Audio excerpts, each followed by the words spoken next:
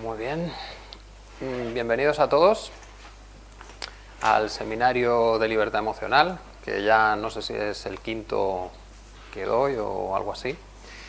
Pero todos los años voy renovando contenidos o ampliando contenidos, entonces este año he añadido una sesión más porque tengo la sensación como que todo lo que explicaba quedaba un poco suelto, le faltaba como un marco donde colocarlo, para darnos cuenta de cuáles son las potencialidades de los conocimientos y herramientas que vamos a conocer y aprender. ¿Bien? Entonces, este año he introducido esta nueva clase, que la he titulado Portal a una nueva vida, porque en ella voy a hacer una presentación filosófica, es decir, pensando en cuál es la utilidad para nosotros de todas estas herramientas, que creo que va a ser interesante para ubicar bien los contenidos que vendrán después. ¿Bien? Empiezo primero presentándome. Yo me llamo Paco Vinagre, tengo 45 años, aunque no lo parezca. Luego llevo un montón de años ya en esto y pues he acumulado un montón de conocimientos. Y pertenezco a una asociación que se llama Libertad Emocional. Esta asociación nació como una asociación de terapeutas que trabajamos con la emocionalidad. Tenemos técnicas pues, para trabajar cualquier tipo de emociones, ansiedades, todas estas cosas. Y poco a poco pues, nuestro ámbito de trabajo pues, se ha ido ampliando. ¿Bien? Entonces nosotros, por ejemplo, tenemos toda la información que vamos acumulando, la ponemos en nuestra web, en libertademocional.es. Y luego también tenemos un canal de YouTube y un canal de Facebook donde ponemos los vídeos, pues como la clase que estamos grabando hoy, que la tendréis las próximas semanas a vuestra disposición para poder verla y repasar cuando queráis. ¿Bien? Aparte de esto, nosotros pues, somos una asociación sin ánimo de lucro, entonces tenemos una parte de actividades altruistas, que son pues, como esta, gratuitas, y que se pueden organizar para cualquier asociación o incluso empresa que le interese. Nosotros estamos encantados de poder organizar y transmitir la información. ¿Bien? Y luego ya tenemos actividades propias, pues como nuestros cursos de formación, talleres de trabajo de diferentes aspectos, ¿no? Incluso sesiones de terapia individual. ¿Bien? Bueno, ya una vez me he presentado, vamos a centrar un poco cuál es el objetivo de este seminario. ¿Bien? Y el objetivo fundamental es mostraros que otra visión de la vida es posible, otra visión diferente a la que hemos aprendido en nuestra sociedad. ¿Vale? Pero claro, tener esa otra visión de la vida pues requiere unos cambios. ¿Qué gano yo si tengo otra visión de la vida? Pues gano opciones, diferentes opciones. Si en la mía no sé resolver los problemas que tengo, si tengo más opciones, pues alguna de esas opciones me puede dar la solución. ¿De acuerdo? Luego, siempre es interesante encontrar nuevas posibilidades porque me pueden ser útiles para resolver problemas que ahora mismo tengo atascados. ¿Bien? Pero, para disponer de esa nueva visión y esas nuevas opciones, lo primero que tenemos que hacer es cuestionarnos cosas. La idea de lo que somos, por ejemplo, si la cuestionamos, puede ser que encontremos nuevas capacidades en nosotros mismos. Porque si lo que entendemos por persona está reducido y hay determinadas cosas que no es capaz de hacer, pues entonces estamos limitados y habrá determinados problemas que no seamos capaces de resolver. Luego, ese qué somos es importante también preguntárselo, cuestionarlo cada cierto tiempo porque vamos descubriendo cosas nuevas, ¿bien? Y eso nos puede dar nuevas opciones. De hecho, en el seminario vamos a ver que sí, que puede haber nuevas opciones. Que puede ser que no hayamos entendido completamente cómo funcionamos. Y si no entendemos cómo funcionamos, no entendemos cuáles son nuestras capacidades, todas nuestras capacidades. Y puede que estemos descartando cosas que nos ayuden a enfrentar los retos que nos presenta la vida. ¿Bien? Y una vez aprendemos esas capacidades, esos funcionamientos diferentes, pues podemos desarrollar herramientas que nos permitan transformarnos. Convertirnos en otras personas porque hemos activado esas otras capacidades. ¿Bien?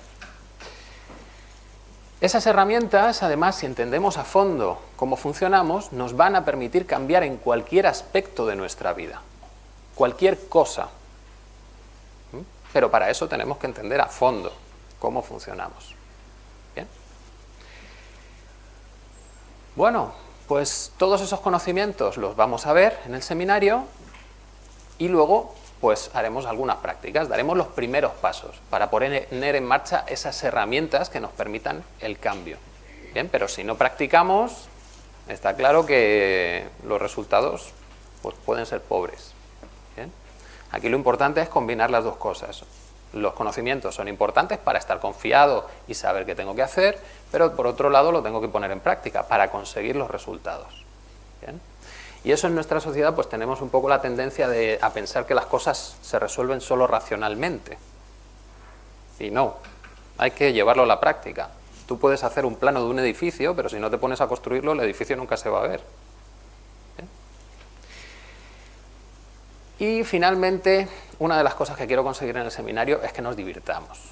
Bien, que esto no es algo trascendente, sino que estamos jugando un poco con los conocimientos nuevos que se han obtenido en estos últimos años, que son muy interesantes, que nos proponen muchas posibilidades nuevas, pero que en el fondo, pues bueno, son conocimientos que pueden cambiar. Si juego un poco con ellos y saco algo positivo, pues eso que me llevo, bien. Pero si lo veo como demasiado serio, pues entonces lo mismo pierdo ese interés o esa ilusión por jugar, ¿no? Por probar esas herramientas nuevas que os voy a proponer. ¿Vale? Bueno, ¿por qué me atrevo a hacer esta evaluación o intentar definir un poco o dar pistas de qué somos? ¿No? Porque eso queda como, ¡hala! ¿Eres el grande de los pensadores o qué? Bueno, yo empecé haciendo la carrera de física, en la especialidad de física teórica, allá por los 90. Y a partir de ahí luego pasé por varios campos. Lo importante de pasar por varios campos de conocimiento, varios campos de experiencia, es que puedes empezar a unir conocimientos. Lo que ves solo con un enfoque puede que pierda detalles, y si lo unes con otro, dices, anda, pues esto además me puede servir para... ¿Bien? Y empiezas a unir cosas, y cuando unes cosas eres creativo, y aparecen nuevas opciones que antes no se habían pensado. ¿Bien? Y hoy por hoy, en los años en los que vivimos nosotros, tenemos nuevas opciones que antes no existían y no se habían pensado. ¿Bien? Luego, aferrarnos a conocimientos del pasado o subir a personajes a determinados altares y pensar que eso es lo último a lo que se puede llegar, lo que está haciendo es limitarnos. ¿Bien? Nuestro proceso de adquisición de conocimiento es un proceso continuo. Siempre estamos adquiriendo conocimiento nuevo. Y ese conocimiento puede cuestionar lo que antes pensábamos. Si no cuestionamos las cosas, no avanzamos. Nos quedamos estancados. ¿Bien? Y si estáis aquí, yo supongo que lo que sentís es un poco algo como yo. Nuestra sociedad está atascada, no resolvemos, nos quejamos, vemos los problemas, pero ¿y las soluciones dónde están? Pues si no encontramos las soluciones, tendremos que cuestionarnos qué estamos haciendo o qué hemos asumido como cierto para llegar a las conclusiones que llegamos. ¿Bien? Bueno, pues lo fundamental que yo aprendí en física es que todo tiene su causa. Todo. ¿Bien? En física a veces se utiliza el término azar, pero no significa que no tenga una causa. ¿Bien? Ese azar lo que significa es, la causa es tan complicada que voy a hacer un apaño que se llama probabilidad, que me permite hacer cálculos más rápidos. Porque si no, puede que necesitase unos ordenadores del tamaño del planeta. Como no los tengo, pues bueno, vamos a sacrificar exactitud y vamos a intentar encontrar una respuesta más o menos aceptable. ¿Bien? Pero la base de la física y de la ciencia es que tiene que haber causalidad, tiene que haber una causa y una consecuencia. Porque si no hay una causa y una consecuencia, la ciencia no puede actuar. Porque la ciencia lo que está buscando son reglas, patrones que se cumplen continuamente.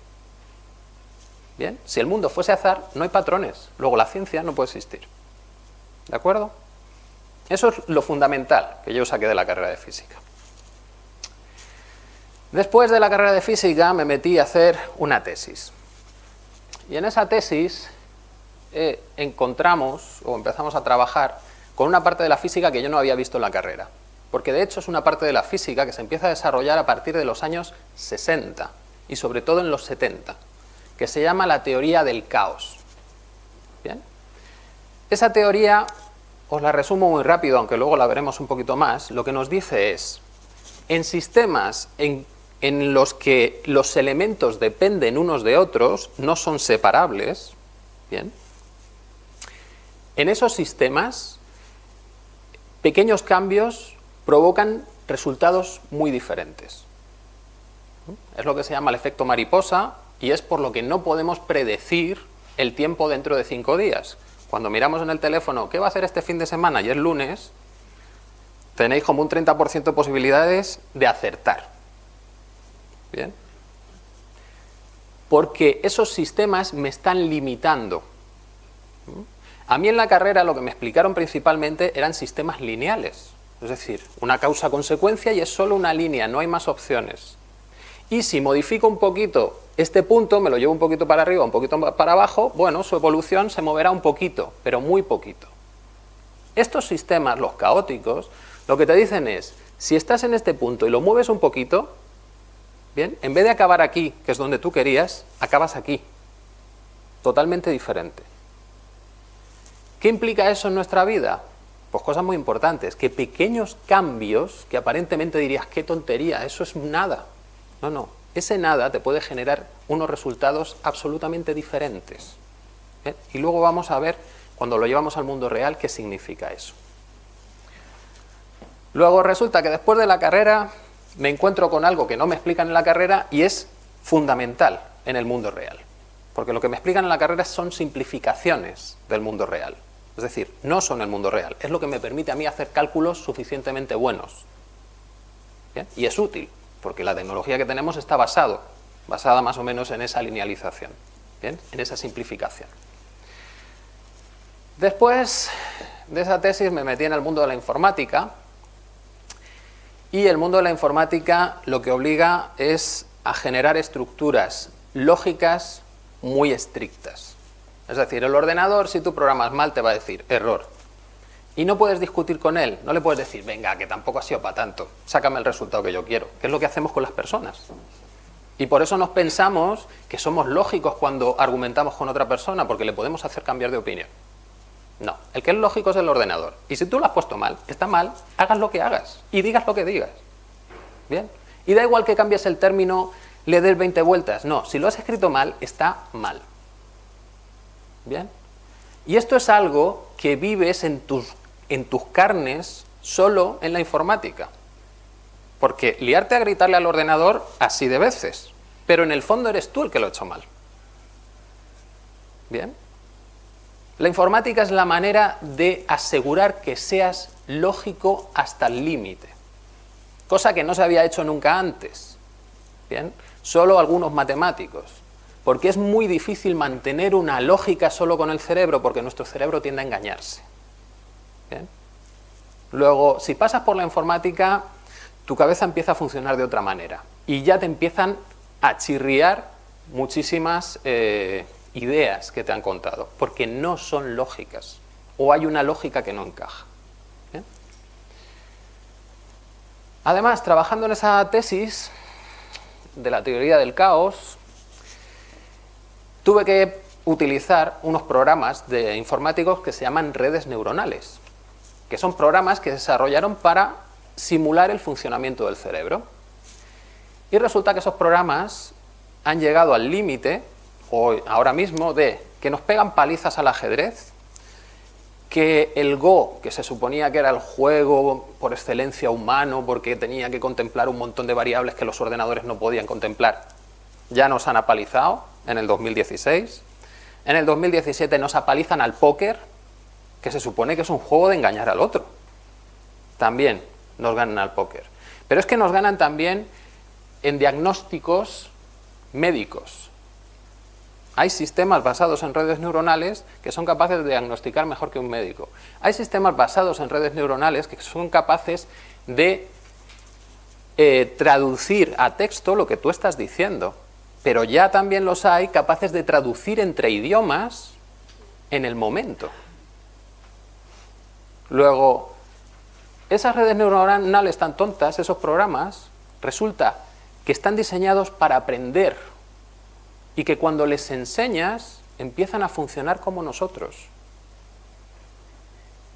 O sea que nuestro cerebro no es que sea tan único, sino que somos capaces de simularlo con cosas que son materiales inanimadas. ¿Bien? Eso también da mucho que pensar. Porque nosotros venimos de una civilización que piensa en la dualidad. Existe el cuerpo, existe el alma, existe el espíritu, existe otra cosa importante que le damos un montón de cualidades, que se las damos y se las quitamos cuando nos da la gana. El espíritu es el que piensa, pero solo si piensa bien, si no es el cuerpo el que piensa mal, ¿no? El espíritu es el que nos anima y que nos da las emociones positivas, las negativas son del cuerpo. Yo estoy dentro de esto. Eso del espíritu, pues, habría que hacer algún experimento por lo menos para comprobarlo. Pues curiosamente, cuando empezamos a trabajar con esas redes neuronales, empezamos a darnos cuenta que nuestras habilidades maravillosas nos las pueden copiar las máquinas. Que si enseñamos a las máquinas como nos enseñan a nosotros y las programamos como funciona nuestro cerebro, son capaces de hacer lo mismo que nosotros.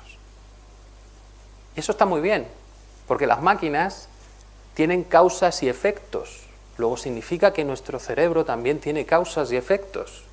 Y si existe una causa y un efecto, puedo saber qué está pasando y puedo modificarlo. Si no conozco las causas, no hay manera de modificar las cosas. ¿Bien? Pues todo esto se junta, ya os he adelantado un poquito, cuando me meto ya con el tema, pues en el 2009, cuando yo empecé con esto, con los temas de psicología y neurología. Cuando vienes de la informática, conoces las redes neuronales y te metes en psicología, esto es súper simple. Es súper simple. ¿Te parece? Hombre, que el cerebro está funcionando como un ordenador. De hecho, en las redes neuronales hay que ajustar un parámetro cuando se aprende para hacer que la neurona reaccione más fuerte o menos con respecto a ciertos datos. Cuando empiezas a estudiar un poco de neurología y psicología, dices, anda, pero si ese es el mismo papel de las emociones. Las emociones lo que hacen es que reaccionemos con más intensidad o menos ante determinados estímulos. O sea que hasta las emociones están incluidas dentro de la programación. Pues puede ser que sí. Puede ser que sí. Y cuando coges toda esa información y la juntas, entonces el comportamiento humano empieza a ser muy lógico. Muy lógico. Y el funcionamiento del cuerpo también empieza a ser muy lógico. Cuando no tienes toda esa información, entonces, claro, son cosas mágicas, porque no entendemos exactamente cuál es la cadena de causas y consecuencias. ¿Bien? Bueno, pues hasta aquí era lo que yo explicaba otros años, y este año he añadido una parte nueva, que es la filosofía. ¿Bien? La filosofía en el sentido de preguntarnos por las cosas que nos afectan, es decir, de llevar a la práctica todos esos conceptos en nuestro mundo real, ese que queremos cambiar y queremos mejorar. ¿Bien? Y la filosofía aporta dos campos interesantísimos para juntar con todo esto, porque nos permite cuestionar muchísimas cosas. El primer campo es la epistemología. La epistemología es el estudio de cómo obtenemos el conocimiento. ¿Bien? Y ese estudio nos da limitaciones al conocimiento. A nosotros casi nos han educado pensando que a través de la razón se puede llegar a todo el conocimiento del universo. Solo tienes que pensar bien. Entonces, el que mejor piensa es el que está más cerca de las soluciones. Bueno, cuando te pones a mirar de verdad lo que hay detrás del conocimiento, pues esos mitos empiezan a caer. Porque es que el conocimiento tiene sus propias limitaciones. No se puede demostrar todo. Eso está dentro de los límites del conocimiento. Y si no lo puedes demostrar todo, entonces tu idea de que a través de la ciencia o a través de solo la lógica puedes explicarlo todo, empieza a tambalearse. Ya me meteré un poquito más a fondo luego en esto. Y la otra parte es la ontología, ¿no? Aquello que se preocupa por lo que somos, las cualidades que tenemos. Y hay que incluir también esa parte para darnos cuenta de si todo esto que podemos sacar, todo ese conocimiento que podemos sacar de ahí, nos es útil. Si realmente va a resolver algún problema en mi vida. ¿Bien? Y también analizar la ontología me va a servir para darme cuenta de qué limitaciones me impone el mundo real, este en el que vivo. Dependiendo de cómo sean las fuerzas, las interacciones, aquello que hace que mi cuerpo funcione como funciona, yo voy a poder hacer unas cosas o no. Luego, si no entiendo cómo funciona el mundo, no sé cuáles son mis límites. Y entonces, o puedo estar más limitado de lo que debería, o estoy pensando que puedo conseguir cosas que son imposibles. Bien. Luego, hasta que no unamos todo ese conocimiento, resulta difícil dar una visión de conjunto. ¿Bien? Y eso es lo que pretendo hacer pues, en lo que nos queda, en la hora y pico que nos queda de clase. ¿Vale? A ver si lo consigo. Y no soy muy pesado. Bueno. Importantísimo. Yo voy a cuestionar muchas cosas. Es decir, voy a coger conceptos que teníamos súper claros y voy a generar dudas sobre esos conceptos. ¿Bien? Normalmente, cuando en una discusión no se llega a un acuerdo, no es porque la gente sea tonta y no se dé cuenta de los argumentos del otro. ¿Bien? El problema viene de que cada uno parte de unas premisas. Es decir, esto es cierto y a partir de aquí deduzco. Y lo que solemos hacer es enzarzarnos en las deducciones. Cuando las deducciones, si eres mínimamente lógico, y todos lo somos, están bien. El problema es que has tomado como cierto. Por ejemplo, si yo tomo como cierto que el ser humano es malo por naturaleza, sacaré unas conclusiones de cómo debe ser mi sociedad. Si yo parto de la idea de que el ser humano es bueno por naturaleza, sacaré otras conclusiones diferentes para mi sociedad. ¿Las conclusiones están mal? No. Son acordes a la premisa. El asunto es, ¿el ser humano es malo por naturaleza o es bueno por naturaleza? Eso es lo que hay que analizar. ¿Bien? Pues normalmente eso no se hace porque hay implicaciones emocionales. Porque cuando uno dice el hombre es malo por naturaleza, en el fondo está diciendo, es que yo he tenido muchas experiencias así. Y si me lo cuestionas y me dices, no, el hombre es bueno, yo me siento incómodo, muy incómodo, con mucho miedo. ¿Cómo que es bueno si a mí me han maltratado en mi vida? No puede ser bueno. ¿Bien? Y entonces me aferro a ese principio. Que puede que no tenga demasiada lógica, pero en mi experiencia sí. Y esos suelen ser los problemas que tenemos. Esta es una frase que me ha gustado de una filósofa española, Marina Garcés, que dice que el maestro en filosofía ni adiestra, no forma ni adiestra, libera. Libera de lo que nos impide pensar. El verdadero maestro es, en última instancia, el maestro que nos libera de la tutela del maestro. Es decir, la filosofía real es coger lo que me han contado y cuestionarlo. No porque me lo hayas contado tú va a ser cierto. ¿Bien? Pero eso sí, tendré que hacerlo con un poco de idea de qué estoy haciendo. No es simplemente cuestionar por cuestionar, sino decir, vale, si tu lógica, tu argumentación está bien, vamos a ver esto de aquí arriba. Esto que tú has supuesto, ¿se sostiene? ¿Puedo encontrar evidencias de que esto es así o encuentro evidencias de que no es así? ¿Bien? Y eso fundamentalmente es lo que vamos a estar haciendo en el seminario. ¿Bien? Pero antes de seguir, os hago esta pregunta. ¿Cómo os sentiríais si lo que sabéis sobre un tema importante estuviese equivocado. Y os pongo un ejemplo.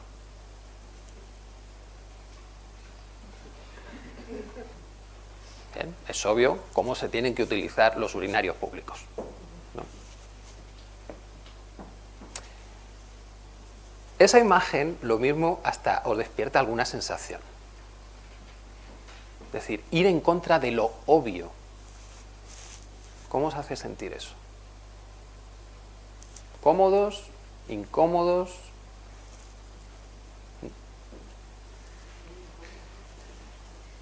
Os voy a poner un vídeo y luego vamos un poquito más a fondo en esto. Un grupo de científicos puso a 5 monos en una jaula. En el centro pusieron una escalera y encima de ella unos plátanos. Cuando un mono subía la escalera para sacar los plátanos, los científicos les tiraban agua a los que estaban en el suelo.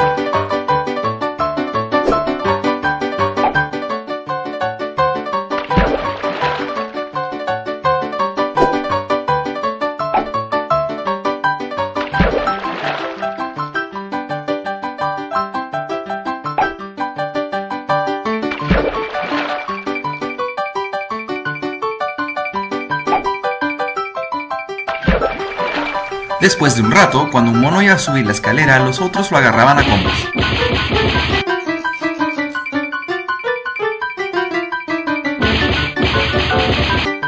Después de otro rato, ya ningún mono subía la escalera, a pesar de la tentación de los plátanos. Entonces los científicos cambiaron a un mono, y lo primero que hizo fue subir la escalera, siendo botado rápidamente y agarrado a combos. Después de más golpes, el azul ya no subió más la escalera. Cambiaron a un segundo mono y ocurrió lo mismo, incluyendo el primero que participó en la pelea entusiasmado. Cambiaron a un tercero, un cuarto, y finalmente al último también lo cambiaron. Entonces los científicos se quedaron con un grupo de 5 monos, y aunque nunca tuvieron un baño helado, nunca dejaron de pegarle al que intentaba subir por los plátanos. Si fuera posible preguntarle a alguno de ellos por qué le pegaban al intentar subir la escalera, de seguro la respuesta sería: no sé, las cosas por acá siempre han sido así. Entendemos la idea, ¿no? Bien. Nuestra educación provoca miedo al cambio, miedo a estar equivocado. Y eso se refleja incluso en operaciones matemáticas. Hay experimentos en que les ponen a hacer una operación matemática muy simple, que es calcular un porcentaje de votos en tu partido. Si resulta que el otro partido que no es el tuyo va ganando, tu subconsciente empieza a trampear y no haces bien las operaciones matemáticas. ¿Bien?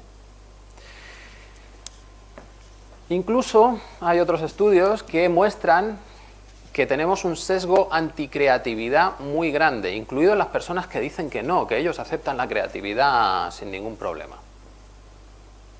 ¿Por qué? Porque, ya os lo voy adelantando, lo que manda principalmente en nuestro comportamiento es la emoción. ¿Qué me hace sentir una situación? Si me hace sentir mal, tiendo a evitarla. Si me hace sentir bien, tiendo a repetirla. ¿Bien? Pues los pensamientos también me generan emociones.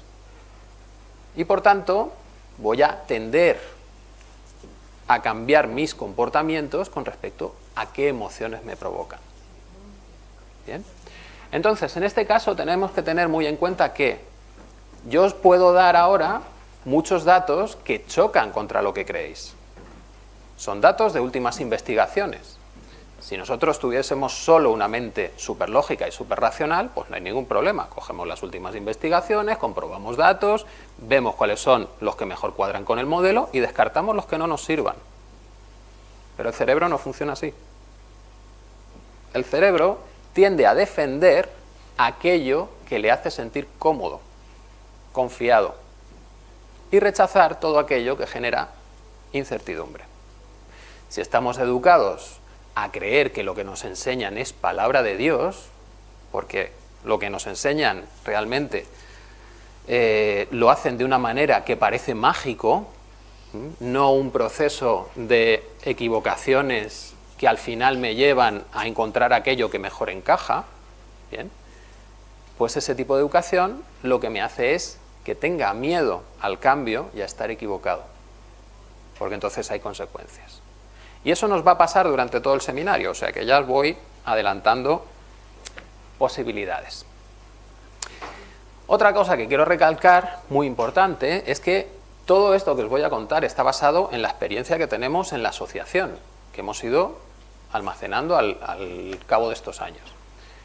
Pero todas estas explicaciones también dependen de mis limitaciones. Esas emociones que os he dicho antes que existen, yo también las tengo. Y hay cosas que me van a hacer sentir bien y hay cosas que me van a hacer sentir mal. Yo intento que no me afecte demasiado, pero sí que voy a elegir determinadas historias porque me encuentro mejor con ellas y tiendo a creérmelas, y rechazo otras porque no me gustan. ¿Bien? Y todo eso va a depender de mis miedos, de mis necesidades, de mis gustos, mis estudios, mis capacidades. ¿Bien? Luego, esto en ningún caso es la verdad. En ningún caso. ¿Bien? Porque seguro que he escogido los datos de manera sesgada, que me lleven a donde yo quiero ir. Ya es vuestro papel, pues encontrar esos datos y decir, a ver, ¿cómo los interpreto yo? ¿Me convencen, no me convencen? Experimento, y si funcionan, pues bueno, saco mis conclusiones. ¿Vale? De hecho, este tema de la verdad es tan controvertido que incluso tenemos frases de Bertrand Russell, un gran matemático, que dice que si un hombre os dice que posee la verdad exacta sobre algo, hay razón para creer que es un hombre equivocado. Y esto os lo dice un matemático. Se supone que las matemáticas dan verdades inamovibles, eternas. Y este otro hombre es Alejandro Jodorowsky, un artista que tiene sus sistemas también de trabajo con las emociones, y dice que verdad es lo que es útil en un momento dado, en un lugar dado y para un ser dado. Bien. Ya me encaja bastante bien, porque lo veremos luego. Nuestro mundo es un mundo en evolución continua. Luego las cosas están cambiando. ¿Qué significa que algo sea cierto? Algo es cierto en un momento dado, con una foto fija. Si esa foto cambia, ¿qué es lo cierto? ¿Vale? De hecho, incluso hasta podemos estar sobrevalorando eso de la verdad. ¿Por qué quiero que las cosas sean verdad? Para no equivocarme. Si es solo por eso, me estoy perdiendo muchas cosas. Porque cuando me equivoco, descubro cosas nuevas. ¿Bien? A mí me pasa como Oscar Wilde, cuando la gente está de acuerdo conmigo siempre, siento que debo estar equivocado. Entonces, tengo como una salvaguarda ante ese estado de estar convencido totalmente de las cosas, porque si me cuestionan o veo hay muchas personas que no son muy críticos, pues entonces siento que tengo que darle otra vuelta a lo que pienso, a ver si me he equivocado en algo. ¿Bien? Bueno, por tanto, sería ir en contra de cómo funciona vuestro cerebro si yo os intentase dar un montón de datos racionales para machacar todo lo que tenéis dentro y deciros esto es la verdad. ¿Bien? Porque vuestro cerebro va a decir ni de coña y se va a cerrar. ¿Bien? Entonces, lo ideal sería plantear este seminario como un juego. Es decir, nos estamos inventando una realidad nueva, otro mundo diferente, no es este. ¿Vale? Un mundo del que vamos a ir descubriendo reglas y vamos a sacar conclusiones. Y vamos a ver qué opciones existirían en ese mundo. Y luego, pues cada uno que decida si le gustaría intentar comprobar en este si eso que hemos deducido puede llegar a funcionar. ¿Vale? Muy bien, pues entonces, ¿cuál va a ser el programa del seminario? Lo primero, vamos a trabajar con las cuestiones fundamentales, ¿no? Esta parte filosófica, en la que entraremos ahora. El próximo día empezaremos a ver cómo funciona nuestro cerebro y cómo se reprograma nuestro cerebro, porque esos programas son la base de todo nuestro comportamiento, pero también del funcionamiento físico de mi cuerpo. Y también de mis relaciones. que eso lo veremos también, las relaciones, y qué papel tiene la sexualidad en las relaciones y en mi vida, en la salud que yo tengo en mi vida. También veremos cómo afectaría una educación emocional en el desarrollo de las personas, porque la que tenemos ahora es basada principalmente en la racionalidad. ¿Qué cambios podría haber en la sociedad si hiciésemos esa transición de esa educación racional a una emocional? Y finalmente veremos que, como os comentaba, nuestro cuerpo también reacciona ante lo que procesa nuestro cerebro. Que tenemos enfermedades que se definen como psicosomáticas, es decir, que el cerebro es el que está generando los cambios en el cuerpo, y que si todo eso tiene una lógica de causas y consecuencias, es abordable la sanación de esos problemas. Bien. Si no tiene lógica, si es azar, está claro que no podemos hacer nada. Pero si hay una lógica, y es el cerebro el que está haciendo que mi cuerpo cambie, y yo sé cómo trabajar con mi cerebro, cómo reprogramar mi cerebro, también puedo conseguir que mi cuerpo sane. Bien. Bueno, pues una vez hayamos asentado todos esos conceptos, pues lo siguiente que nos toca es practicar. Y entonces veremos unas herramientas básicas para trabajar con las emociones, con nuestras creencias, quitarnos miedos. Luego, entrando más en profundidad, cómo sanamos nuestras relaciones y cómo sanamos un duelo, es decir, cómo hacemos que el dolor que sentimos se libere, salga de nuestro cuerpo. También habrá otra clase para que nos demos cuenta de que la consecución de objetivos depende muchísimo de cómo procesa la información nuestro cerebro, cómo procesa la realidad y cómo nos procesa a nosotros mismos, a nuestras capacidades. Porque si nuestro cerebro siente que no valemos, pues lo normal es que no intentemos cosas. O si las intentamos, estamos tan inseguros que tenemos mucho porcentaje de que salga mal. Bien. Luego, ser exitoso depende muchísimo de cómo está configurado el cerebro. Bien. Y por último veremos, pues, si esa argumentación que hemos hecho del enlace cuerpo-mente existe y sabemos cómo cambiar nuestra mente, pues entonces tendremos que ser capaces de tratar la enfermedad también, por lo menos las psicosomáticas. ¿Vale? Bueno, pues se acabó la introducción, vamos a meternos en jaleo. Y ya que lo último que hemos añadido es esta parte filosófica de la ontología y la epistemología, vamos a entrar primero por la parte ontológica, es decir, el preguntarnos qué somos. Lo que pasa es que empezar a preguntarte qué somos en filosofía es un dolor. Un dolor, porque vamos a empezar con el ser, con el no ser, con lo que puede ser o lo que no puede ser y todas esas cosas, y nos vamos a atascar. Va a ser muy complicado.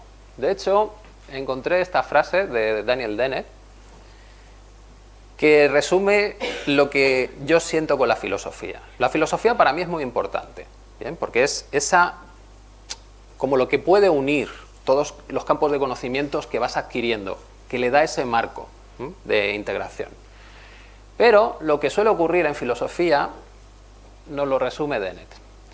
Otros indican que mi resistencia a usar la terminología filosófica estándar para discutir esos asuntos a menudo me crea problemas. Los filósofos tienen dificultades para imaginarse qué estoy diciendo y qué estoy negando. Mi negación a jugar con mis colegas es deliberada, desde luego, ya que veo la terminología filosófica estándar como algo peor que inútil, como un gran obstáculo para el progreso, ya que se basa en muchos errores. Luego vamos a prescindir de todos los temas estos de el ser, el no ser, y nos vamos a centrar en cosas básicas que podemos ver todos claramente y que la lógica es muy sencilla. ¿Bien? En vez de irnos a esa pregunta del qué somos, vamos a ir a otra pregunta y de ella vamos a intentar deducir eso de qué somos, añadiendo información. La pregunta que os propongo es, ¿cuál es el sentido de la vida?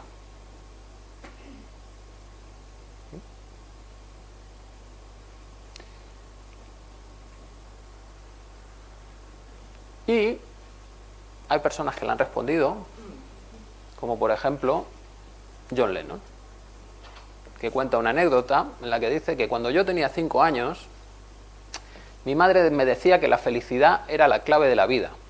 Cuando fui a la escuela me preguntaron qué quería ser cuando yo fuera grande. Y yo respondí, feliz. Me dijeron que yo no entendía la pregunta. Y yo les respondí que ustedes no entendían la vida. Esto es un tema muy importante, porque a veces si confundes la pregunta, está claro que la respuesta no te va a encajar. Y como te equivoques de pregunta y empieces el camino, vas a acabar muy lejos de donde tenías que llegar. ¿Bien? La respuesta de Lennon es interesante por la anécdota, pero en el fondo no es nueva. Ya Aristóteles, en sus tiempos, decía que la felicidad es el propósito de la vida, el objetivo y fin de la existencia humana. O sea, que en el fondo el sentido de la vida es sentirme feliz, sentirme bien. Y aquí ya tenemos una pista, sentir. No pensar, sentir.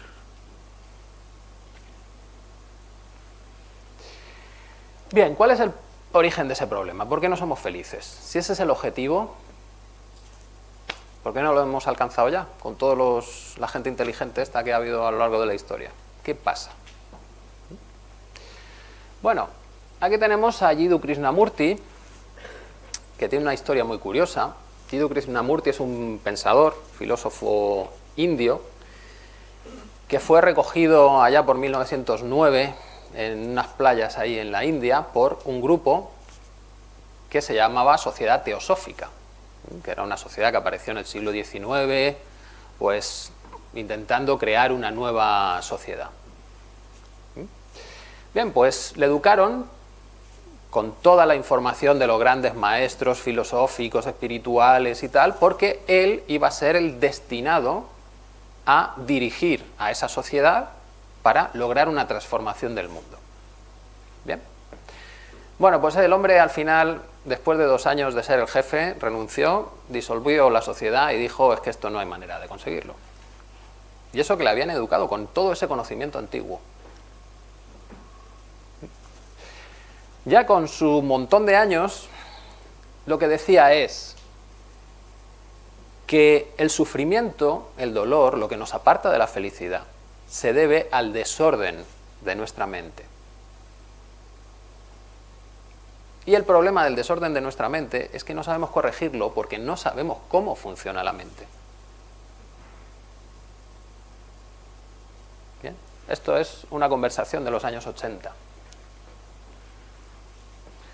Luego llevamos, ¿qué? 2000 y pico años o más hablando sobre cómo ser felices y resulta que la clave para ser feliz no la conocemos, no sabemos cómo funciona nuestra mente. Y parece ser que es bastante cierto. Aquí tenemos a Richard Restak, un neurólogo, que dice que más del 90% de lo que se ha aprendido sobre el cerebro humano se ha producido desde 1997. Y dice, ¿por qué? Pues porque antes no podías ver a un cerebro vivo funcionando. Antes, si querías mirar un cerebro, lo mirabas de un muerto o de alguien que tenía un problema y le tenías que operar. Pero a partir de 1997 tenemos aparatos como la resonancia magnética que nos permite ver el funcionamiento del cerebro. Qué partes del cerebro están más activas y cuáles están menos activas. ¿Bien? Y ahora ya tenemos cosas como la optogenética, en la que podemos coger neuronas específicas, meterles un gen para luego poder activar la neurona y desactivarla a través de la luz de un láser. O sea, ya tenemos cosas increíbles, que ya os comentaré más adelante, ¿vale?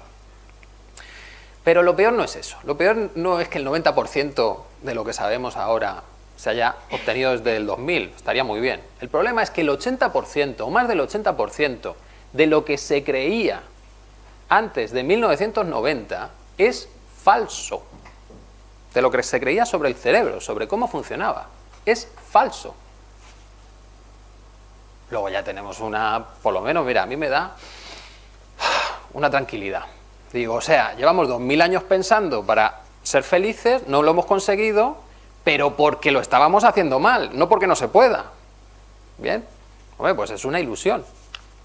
Y después, si ahora empezamos a comprender cómo funciona el cerebro, lo mismo, encontramos opciones, nuevas oportunidades, ¿vale? Pero además me están diciendo por qué no lo han conseguido antes. Muy bien. ¿De verdad podemos ser felices? Si el sentido de la vida es ser feliz y no puedo ser feliz, a tomar por saco el sentido de la vida. Todos jorobados, ¿no? Por tanto, necesitamos, para completarnos, que esa posibilidad de ser feliz exista. Y esto es algo que se ha venido tratando por la humanidad en toda la historia. De hecho, es la base de los grandes mitos, esa posibilidad de ser feliz. La posibilidad de ser feliz te la da sobre todo el que tú tengas el control sobre tu vida. Y en los grandes mitos teníamos siempre tres personajes. Primero el hombre, que era el que estaba predestinado por los dioses y era el que se comía su destino sí o sí. Por lo tanto, no tenía control sobre su vida. ¿Podía ser feliz? Difícilmente. Si no tienes control sobre lo que te va a pasar, ¿cómo lo vas a evitar? Si eso te lleva a sufrir. Después había otro tipo de personaje que era el héroe. Héroe que es más que hombre, pero menos que Dios. Y el héroe era capaz de modificar su destino, pero siempre favorecido por un Dios. Bien. Si en algún momento perdía el favor del Dios, el héroe caía. ¿Por qué? Porque el Dios era el único que era libre. El Dios era el único que podía decidir qué iba a pasar. El héroe, en el fondo, era un humano favorecido por el que podía conseguir que lo que él quería ocurriera. Bien. Luego, de fondo de todo esto, siempre tenemos ese concepto de divinidad. Divino es aquello que está por encima de las leyes naturales, que puede cambiar las cosas, lo que va a ocurrir, sea lo que sea. ¿Bien? En todas las historias de estos mitos existe el camino del héroe, es decir, ese paseo que se tiene que pegar el héroe desde su casa a los confines del mundo, luchar con no sé cuántas cosas y tal, para conseguir llegar a su destino o cambiar su destino. ¿Bien? En ese camino del héroe, lo que va aprendiendo el héroe es cómo funcionan las cosas.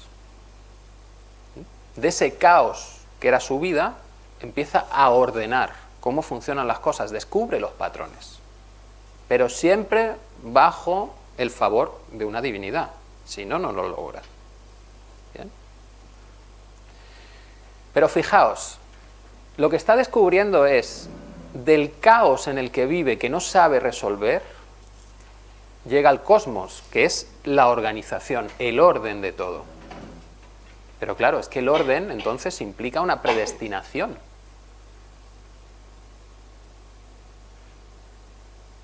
¿He ganado algo? Antes era un caos, ¿vale? No podía conseguir mi objetivo porque no entiendo nada. Bien, pero ahora que lo entiendo, las cosas son como son. Hay un destino, no puedo escaparme. Este tipo de mitos, todos implican la predestinación e implican que para escapar de ella necesitas poderes sobrenaturales. Necesitas a la divinidad. Porque tienen un concepto de los patrones lineales. Detrás de una cosa pasa una cosa y solo puede pasar eso. ¿Bien? Si la realidad es así, está claro que para ser felices necesitamos que un Dios nos bendiga y nos vaya arreglando el camino. Porque si no, como está en nuestro camino el desastre, no podemos hacer nada. No hay manera de escapar. ¿Bien? Esta es la gran tragedia griega.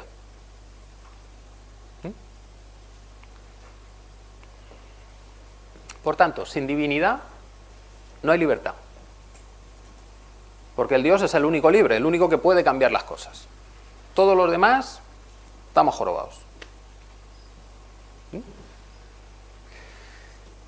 De verdad, esto es así. Porque si es así es súper triste, claro, es el gran problema.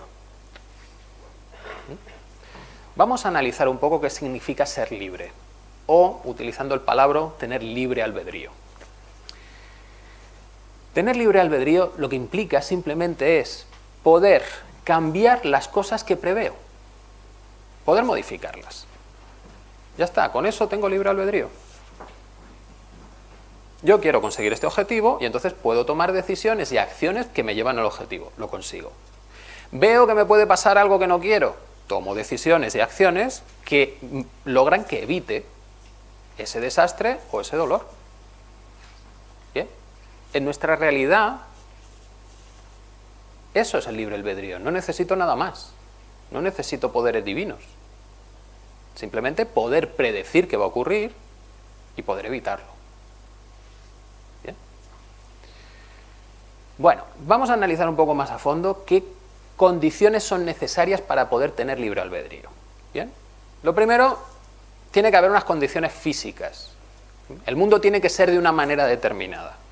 ¿Vale? Si el mundo fuese todo azar, pues entonces no sería capaz de prever nada de lo que va a ocurrir, ni podría cambiar nada, porque todo es azar. Bien, ahí no habría sentido.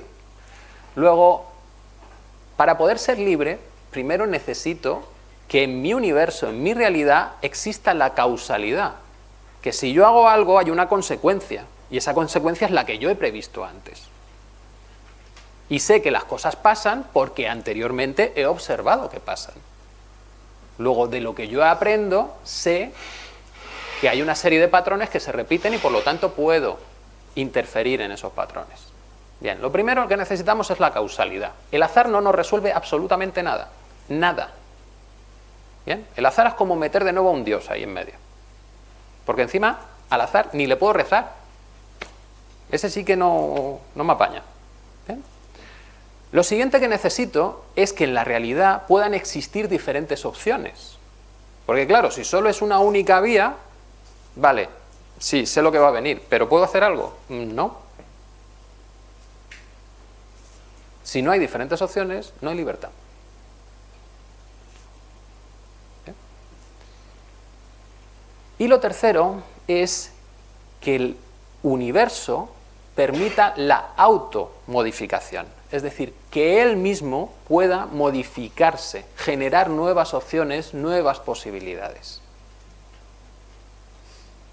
Y esta es la parte complicada de aceptar, porque no venimos de esa cultura. Nosotros pensamos que el universo funciona él solo, como un reloj.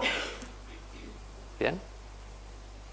Y para ser libres nosotros necesitamos, porque nosotros formamos parte del universo y cumplimos sus reglas, que el universo sea capaz de automodificarse. Que sea capaz casi de ver las opciones que tiene y tomar la acción de elegir una. ¿Bien? Eso desde el punto de vista físico.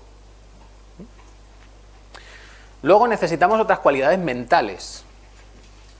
La primera, ser capaz de predecir las cosas. Es decir, que podamos percibir el mundo, que podamos extraer los patrones y por lo tanto decir, si pasa esto, pues entonces podrá pasar esto otro. Y aquí vamos a tener problemas en nuestra neurología, es decir, cómo funciona mi cerebro, va a dar limitaciones de hasta dónde puedo llegar en esa predicción. Pero la epistemología también me da otras limitaciones. ¿Puedo alcanzar todo el conocimiento, conocerlo todo? Pues si no puedo, entonces estoy limitado en mis predicciones. Tendré que verlo. Lo siguiente que tengo que poder conseguir es que mi mente me dé la solución al problema. Porque una cosa es saber qué va a pasar y otra cosa es saber qué tengo que hacer para que no pase. ¿Bien? Y de nuevo ahí entramos en el tema de la neurología. Es decir, ¿es mi mente capaz de resolver cualquier problema, aunque sea muy complejo? Y en el tema de la epistemología, ¿todos los problemas son resolubles? ¿Puedo encontrar la solución a todos los problemas? Y por último, y esta es una parte yo creo que bastante novedosa, es que para que tú seas libre, las opciones que tengas para elegir te tienen que dar igual. Tienen que tener el mismo valor emocional. Si no, no eres libre. ¿Bien? No tiene sentido plantear, por ejemplo, la elección entre por aquí mueres y por aquí vives. ¿Hay libertad en esa decisión? Pasa que no. Lo que puede haber libertad es, ¿quieres tarta de chocolate o tarta de fresa? Bueno, me da un poco igual, pero si solo me gusta el chocolate tampoco es libre. Es que esa no la quiero. No tengo opción, solo tengo una. No soy libre. ¿Bien? Y esto es un tema principalmente psicológico. Podemos sentirnos prisioneros y que haya opciones. Pero si emocionalmente la única que yo puedo aceptar es la que no quiero además, no puedo ir a ningún sitio. ¿Bien? Pues tenemos unas pocas cosas que analizar para saber si realmente existe el libre albedrío. ¿Y hasta dónde? ¿Bien? Y os dejo la pregunta, ¿son suficientes estas condiciones o todavía se necesitan más condiciones para ser libre? Está claro que si queremos volar solo por nosotros mismos, pues lo mismo necesitamos más condiciones, ¿no? Poder alterar las leyes físicas o algo así. Bien, vamos a analizar un poco el libre albedrío y vamos a empezar por la parte física. ¿Bien? ¿Cómo son los sistemas físicos? Bueno, el primero que tenemos es el sistema aleatorio. Y el sistema aleatorio, por definición, no sé por qué pasan las cosas, porque no tienen causa. ¿Bien? Esto es como tener a un Dios en cada momento eligiendo una tontada diferente y estropeándome mi maravilloso mundo causal. Todo tiene una causa-consecuencia, llega el Dios desde fuera que yo no puedo identificar, ¡pam!, y mete el dedo. Y luego lo mete en otro momento cuando le dé la gana. ¿Bien? Luego el azar para nosotros y la libertad como que mal rollo. ¿Bien? Luego tenemos los sistemas lineales, que estos son los que más conocemos, ¿no? Tú tiras una pelota con una velocidad determinada y un ángulo determinado y te va a hacer su parábola en la Tierra. ¿Bien? Porque hay una ley de gravitación y unas leyes de inercia y todo ese rollo, y la puedo tirar todas las veces que me dé la gana, que siempre va a ocurrir lo mismo.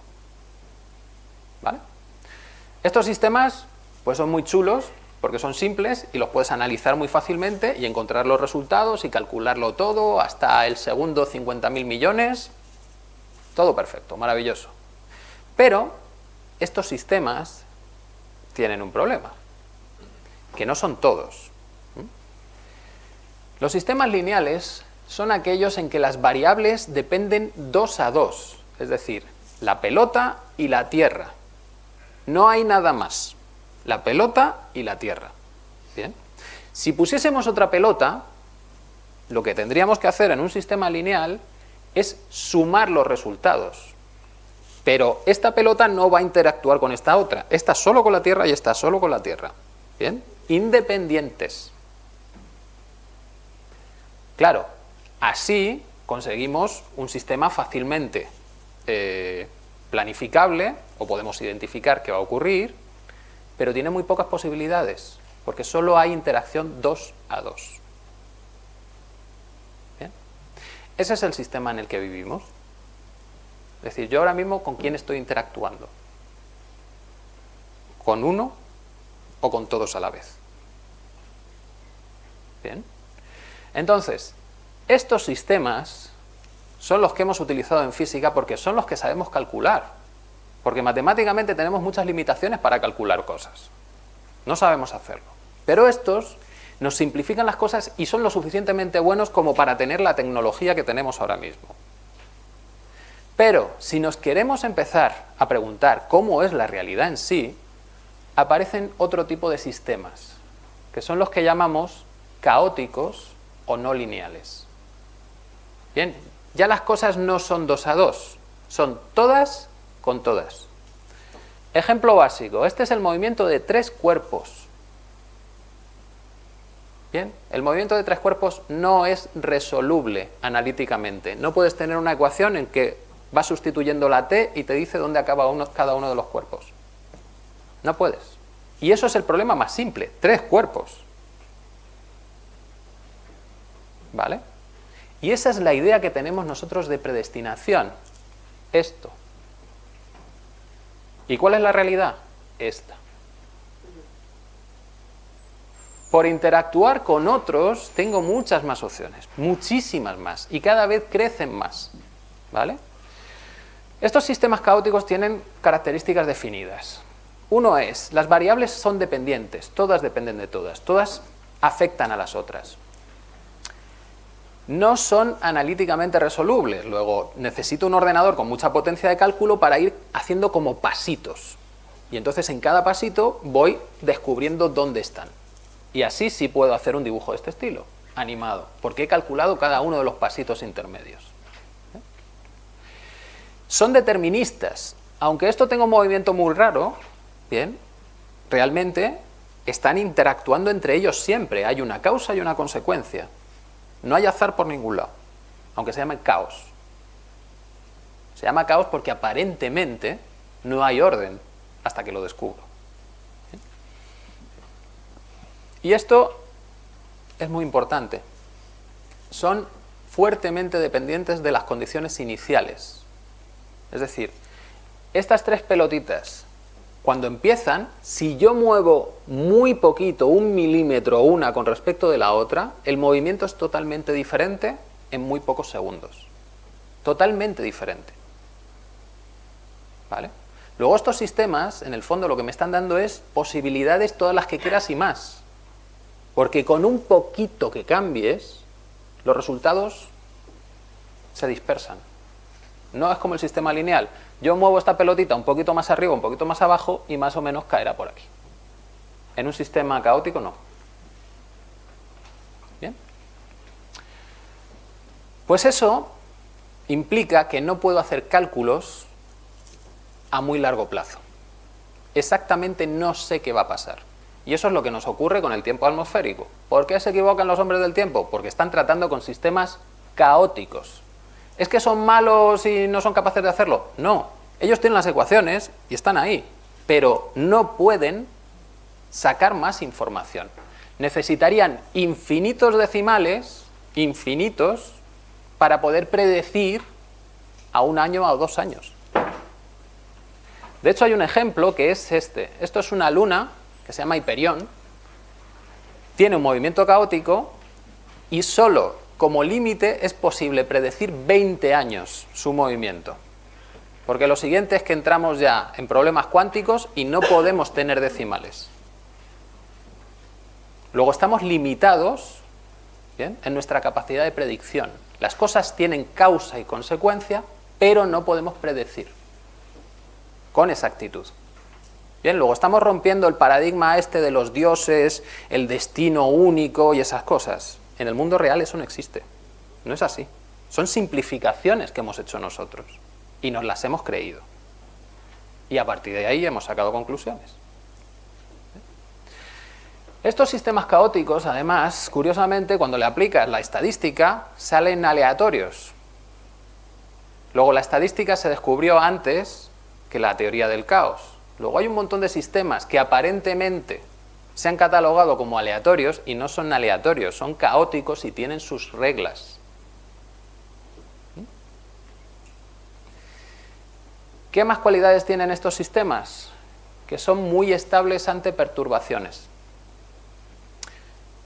Cuando el sistema llega a un equilibrio, tú puedes aplicar energía, puedes aplicar fuerzas y el sistema tiende a volver. Y puedes aplicar fuerzas bastante grandes. ¿Para qué sería ideal eso? Para un sistema vivo. Un sistema vivo está en equilibrio, pero necesita salir del equilibrio, por ejemplo, cuando tiene que correr, cuando tiene que nadar, cuando tiene que pensar. Y luego puede volver de nuevo al equilibrio. ¿Bien? Y en los sistemas vivos tenemos un rango de movimientos, de posibilidad de salir del equilibrio muy alto. Eso con un sistema lineal no lo podríamos tener. Luego, la vida con los sistemas lineales no existiría. ¿Bien? Luego, el determinismo lineal, que es el que tenemos aquí, es incompatible con la vida. No es real. Y además, estos sistemas presentan autoevolución. Ellos mismos, interactuando, son capaces de volverse cada vez más complejos, teniendo interacciones cada vez más complejas y formando estructuras cada vez más complejas. La vida es la que se ha generado a sí misma. ¿Bien? Si quitamos del medio esa idea del azar, que no tiene sentido científico ninguno, porque es algo sin causa anterior, luego no puede ser objeto de ciencia, ¿bien? Solo queda una explicación para la evolución, que es la vida en interacción con su ambiente, es la que es capaz de modificarse y generar nuevos seres. Luego, si la vida lo ha hecho, nosotros tenemos también esa capacidad. E incluso más, porque nosotros somos conscientes. Tenemos capacidad de predicción muchísimo mayor por esa consciencia. Bien. Vale, pues entonces parece que el mundo físico no pone pegas a la libertad. Sí, cada causa, o sea, cada parte del sistema depende de las otras partes. ¿Bien? Eso es causal. Lo que yo haga afecta al resto, lo que el resto haga me afecta a mí.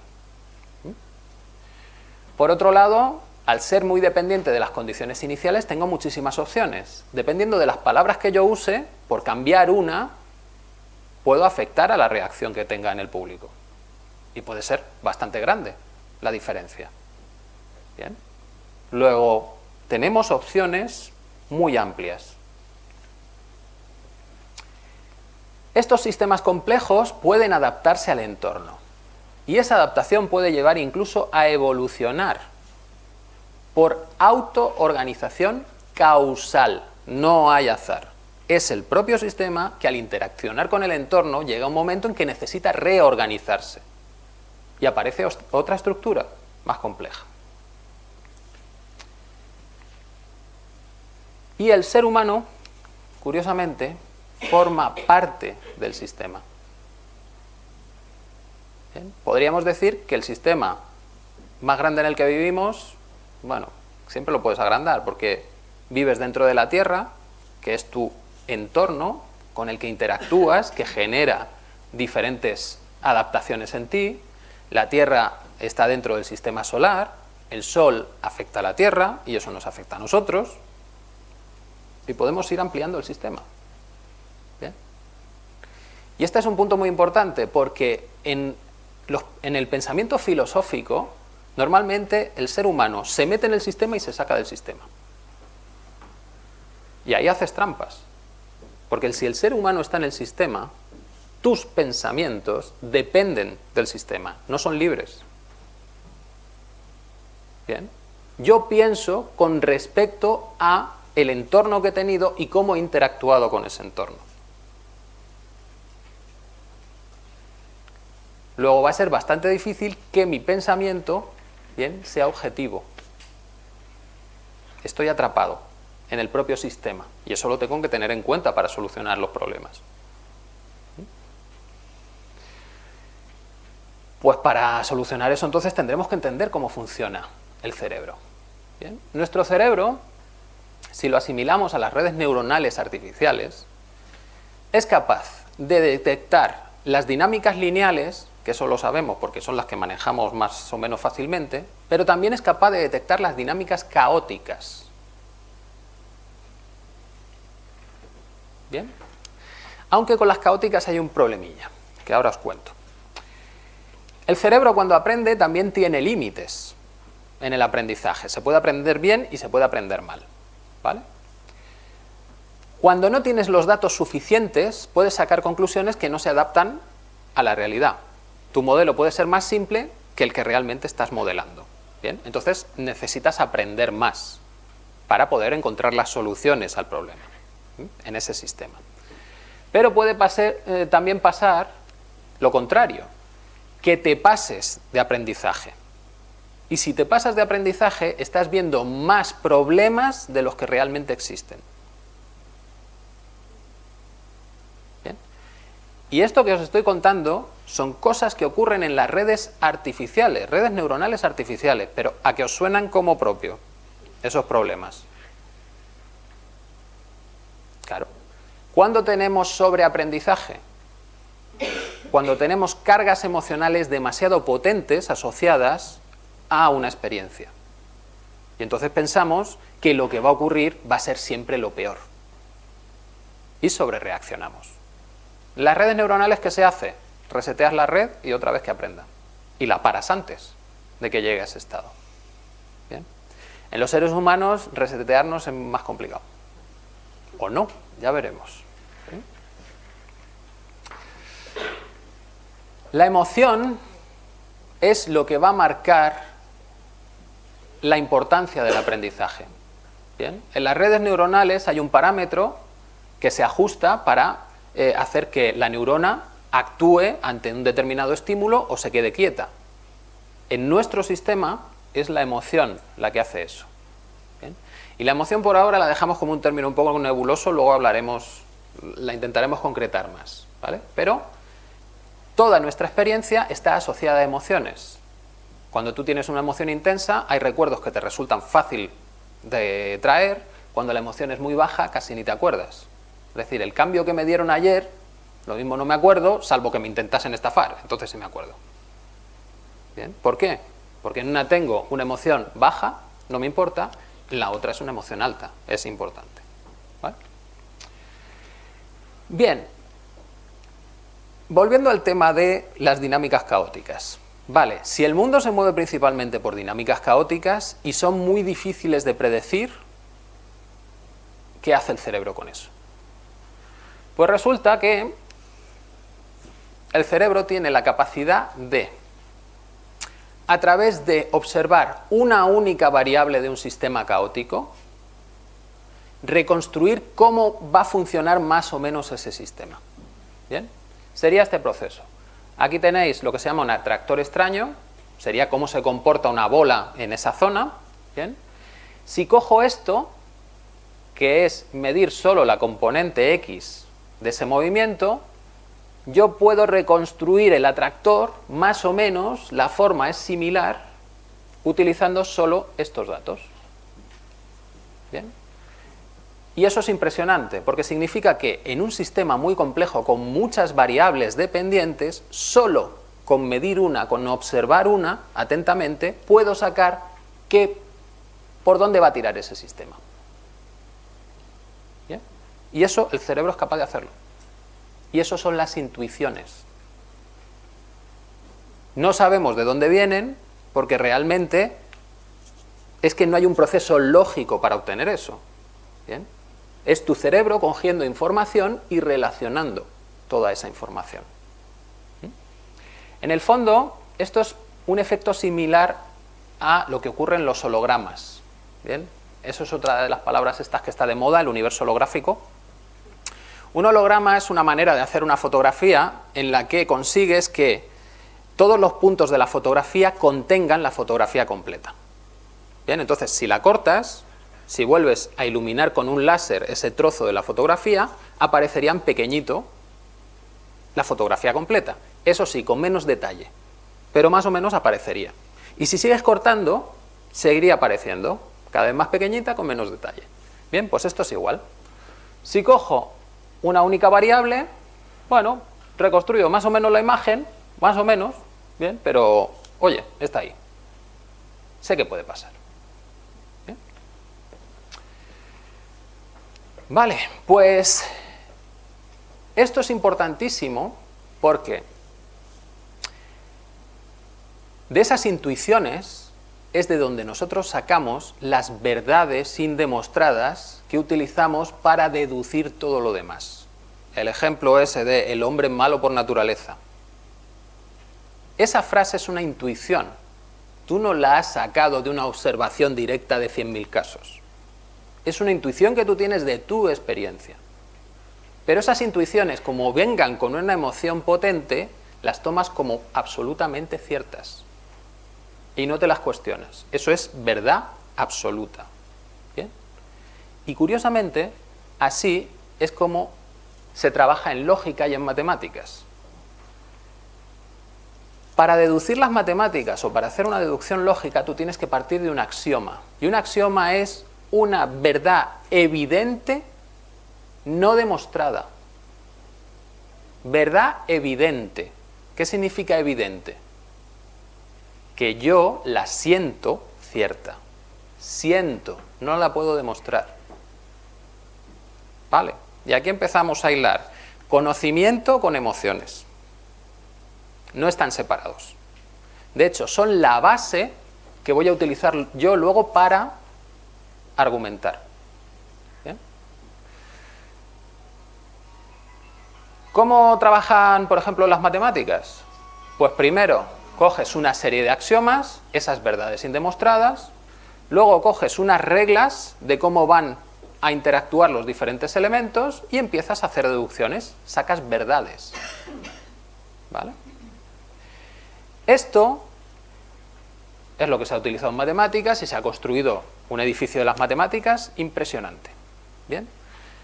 Claro, eso le lleva a la gente a pensar que, hombre, pues podemos derivar todas las matemáticas haciendo ese único proceso.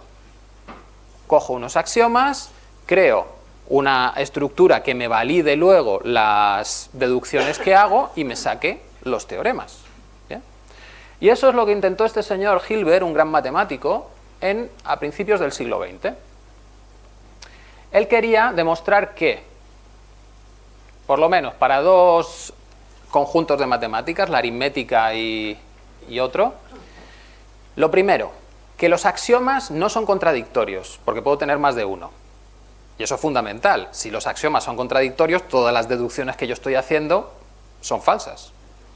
Luego, lo primero es, tendría que poder demostrar que lo que yo tomo como cierto, por lo menos no es contradictorio. No lo puedo demostrar, pero que no sea contradictorio. ¿Bien?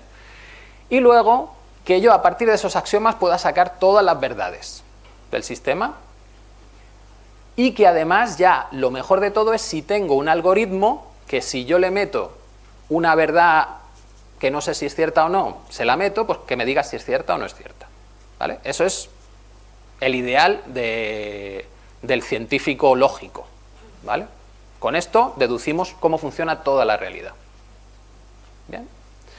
Bueno, pues ese sueño le duró nada, porque en 1931 llegó otro matemático y le dijo, mira, lo primero, demostrar que tus axiomas no son contradictorios no es imposible, no es un teorema de tu teoría. Solo con eso las matemáticas ya se ponen a temblar. Es decir, no puedo demostrar que los axiomas sobre los que yo deduzco todo no son contradictorios. O sea, hago un acto de fe todavía más gordo que el creerme que los axiomas son ciertos. Vale, esa es la primera. Después te dice, bueno, aunque tengas los axiomas, no vas a poder deducir todas las verdades del sistema. Habrá verdades, pero tú no las puedes demostrar. Y dices, toma. Pues se me está quedando ya las patas un poco cojas. Y ya lo último. No existe ningún algoritmo que te pueda probar si un teorema que tú enuncies es cierto o es falso.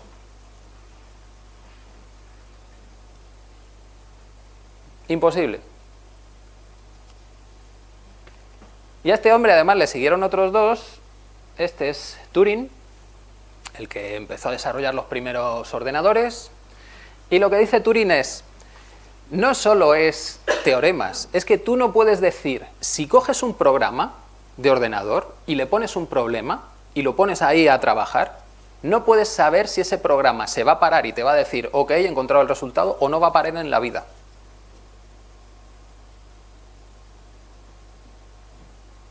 Y eso es un teorema matemático. Es decir, las propias matemáticas te están diciendo que es imposible saber si un teorema, a priori, ese teorema es cierto. Y no hay ningún algoritmo que puedas hacer para comprobarlo. O sea que estos chicos por lo menos nos están dejando tranquilos con respecto a los ordenadores, porque los ordenadores no lo van a poder resolver todo. Es imposible matemáticamente. ¿Bien? Y este otro hombre se llama Chaitin, y lo pongo precisamente por el tema del azar. Este hombre lo que te dice es: no existe ningún algoritmo en el que si le colocas una cadena de números te diga si es azar o no. Luego el azar matemáticamente no es demostrable. Y si matemáticamente no es demostrable, pues no sé cómo lo van a intentar comprobar los físicos. Porque no hay causa anterior al azar, luego no puedes hacer experimentos y matemáticamente no puedes soportarlo. Hijo mío, ¿qué estás usando? No hay posibilidad. Bien.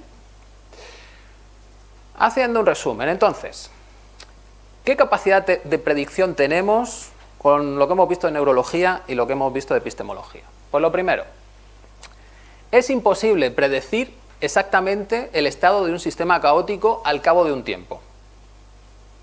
¿Bien? Pero podemos saber más o menos por dónde puede tirar el asunto. ¿Vale? O sea que tampoco estamos tan mal. Exactamente no, pero si anda por aquí, pues ya puedo hacerme un apaño. Tenemos problemas de sobreaprendizaje. Si mi cerebro sobreaprende, va a empezar a ver como axiomas, verdades indudables, cosas que no son ciertas. Y se va a crear estructuras lógicas que no son ciertas, porque el axioma es falso, ya directamente. ¿Bien? Bueno, ¿eso qué obliga? A que el cerebro tenga un funcionamiento probabilístico. El cerebro toma decisiones por probabilidad. Si llegamos más o menos a un 80% de que esto ocurra, pues ya tiramos para adelante. Porque en sí no puedes llegar a la certeza absoluta, porque estás viviendo en un entorno caótico. No puedes conseguirlo. Luego el cerebro está adaptado precisamente a eso. Con que más o menos sepamos bien por dónde pueden ir los tiros, ya voy adelante. ¿Vale? Luego esto también es un cambio radical en la idea que tenemos de libertad. Porque libertad pensamos que tiene que ser algo que yo defina exactamente. No, libertad es que más o menos tengas idea de por dónde quieres ir. Y para solucionar problemas también tenemos nuestros jaleos. Los axiomas se sostienen por intuiciones subconscientes que se generan por observación de la realidad. ¿Bien? Y sabemos que es imposible encontrar todas las verdades de un sistema axiomático. Luego estamos limitados en lo que podemos conocer. Puede haber verdades que no podamos demostrar. Y aún así existen, son ciertas. Y sobre todo, si no podemos asegurar la consistencia de un sistema axiomático, debemos estar continuamente cuestionándonos si son ciertos los axiomas. Continuamente. Porque en algún momento puedes saltar y decir, pues no, son contradictorios. Luego todo esto no me vale. ¿Bien? ¿Eso es lo que hacemos en ciencia?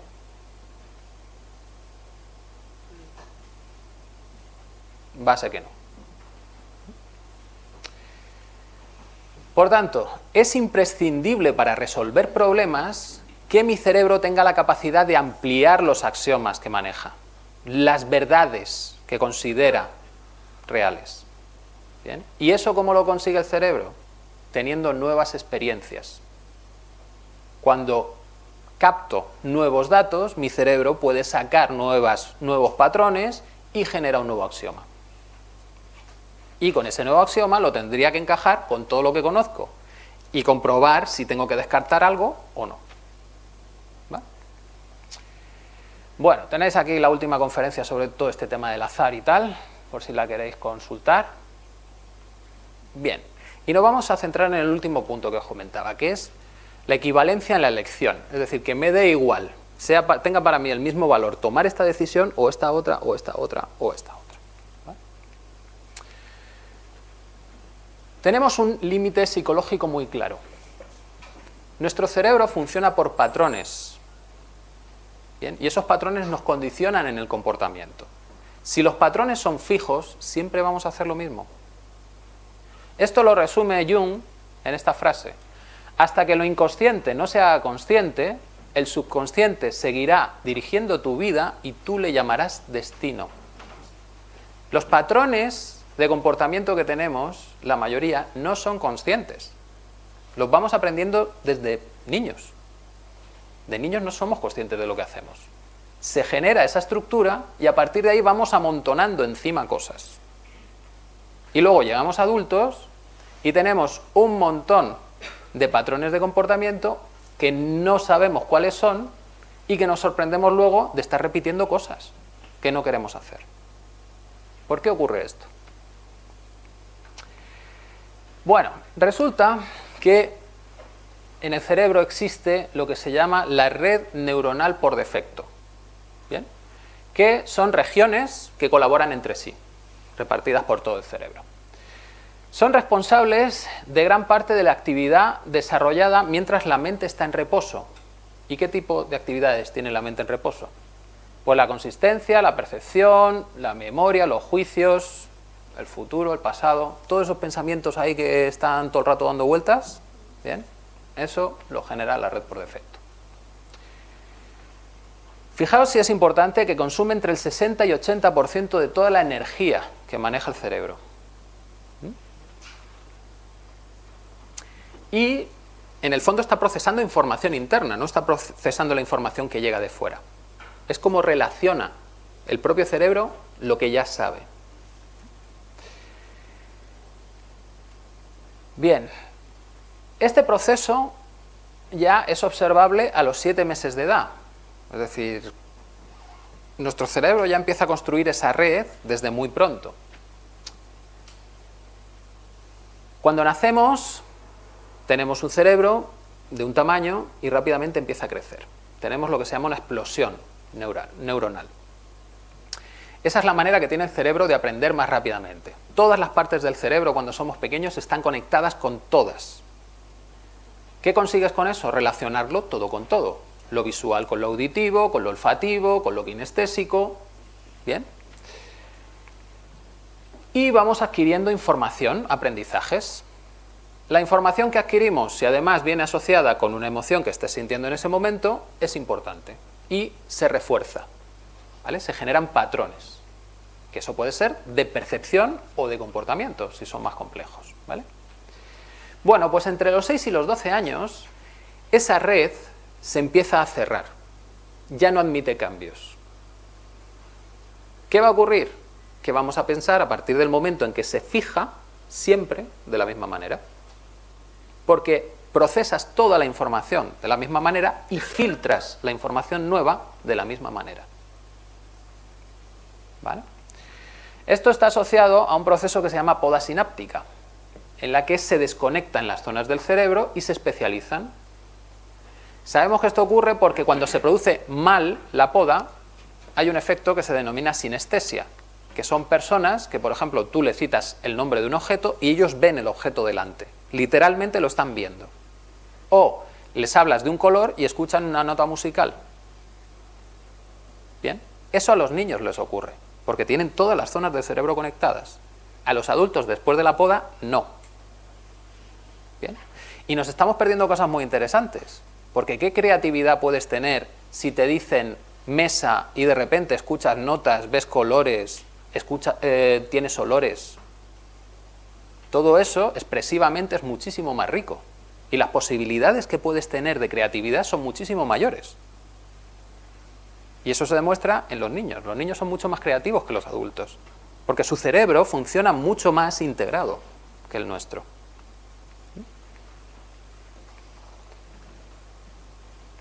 En el fondo, podemos resumir esto en: si proceso de la misma manera siempre, obtengo siempre las mismas soluciones. Siempre me voy a comportar igual. ¿Bien? Luego, nuestro propio cerebro es el que está bloqueado. Y tenemos datos que además son sorprendentes cuando lo integramos con esto de la red por defecto. El yo resulta ser una construcción social. Y el yo también lo maneja la red por defecto. ¿Bien? Y lo sabemos porque se activan diferentes zonas del cerebro dependiendo de la cultura.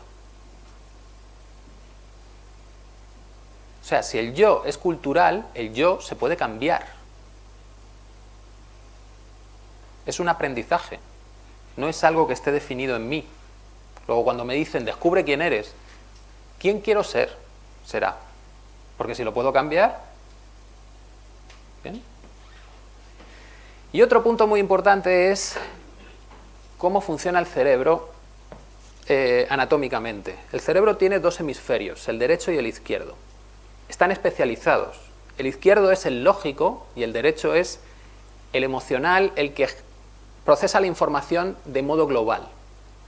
El izquierdo es el que estaría también asociado con la consciencia. Y a determinadas personas a las que se ha cortado la conexión entre los dos hemisferios o han tenido un accidente y se ha cortado la conexión, resulta que lo que hacen con el hemisferio derecho, que controlaría la parte izquierda del cuerpo,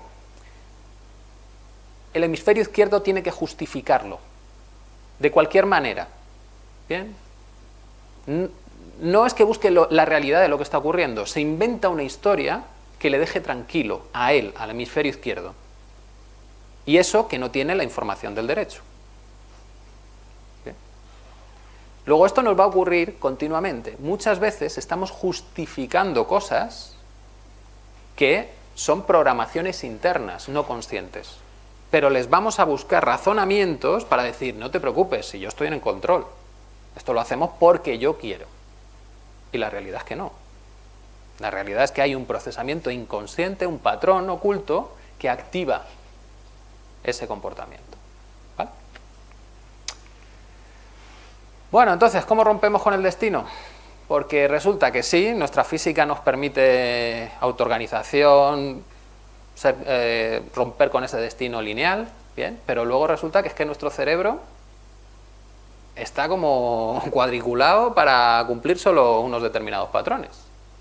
¿Qué hacemos? Bueno, pues la cuestión es, si no podemos modificar esa red por defecto, estamos jorobados, porque esa red marca cómo voy a pensar. Bueno, pues hay un experimento curioso con psilocibina, que es un psicodélico, de estos tipo LSD, ayahuasca y cosas de estas, y este psicodélico lo que hace en el cerebro es funcionar como si fuese la serotonina. La serotonina es un compuesto propio del cerebro. ¿Bien? Bueno, pues cuando tomamos esa psilocibina, resulta que la red por defecto empieza a apagarse. Y cuando se apaga la red por defecto, fijaos lo que ocurre. Este dibujo muestra las interconexiones de las diferentes zonas del cerebro con la red por defecto activa. Como veis, se relacionan principalmente entre ellas. Dentro de la misma zona es donde se manda la información. Cuando tomas un psicodélico, esto es lo que ocurre. Todo el cerebro vuelve a conectarse con todo el cerebro. Se envían información todas las partes. Es decir, volvemos al funcionamiento de un cerebro de niño. Y claro, ves cosas raras. Empiezas a ver figuras geométricas, y colores, y formas, y sonidos. Y todo eso puede que lo estén viviendo los niños continuamente. Y cuando nos cuentan sus historias, es que todo eso lo está generando su cerebro gracias a estar todo conectado. ¿Bien? ¿Qué efectos tiene esto? Volver a conectar todo el cerebro. Bien, pues por un lado, nos descubre cómo funciona un cerebro sin la red por defecto. Y un cerebro sin la red por defecto emocionalmente es mucho más estable. Se siente paz. En altas dosis produce experiencias místicas, lo que catalogamos como conexiones con el todo, paz trascendental, ese tipo de cosas. Pero sobre todo en personas que tienen una inclinación espiritual, es decir, que tienen un aprendizaje hecho. Si no, tu cerebro te da otras percepciones. ¿Vale? Y produce cambios positivos a largo plazo en comportamiento, actitudes, bienestar y relaciones interpersonales. O sea que esa red por defecto nos está quitando cosas. Pero incluso no nos quita cosas solo emocionalmente. Es que cuando se aplica a resolver problemas técnicos, bien, tomar psicodélicos y luego resolver un problema técnico, pues se resuelven problemas de este estilo. nuevo edificio comercial y diseño de viviendas, diseño de un experimento para una sonda solar espacial, rediseño de un acelerador electrónico lineal, finalización de una línea de muebles, modelo conceptual del fotón. Es decir, esa red por defecto también me está limitando a mí en la creatividad lógica. Bien, tenemos asociados los psicodélicos como que te van a volver loco, y en el fondo lo que te están devolviendo es una potencialidad que tiene tu cerebro y que estaba capada. ¿Bien?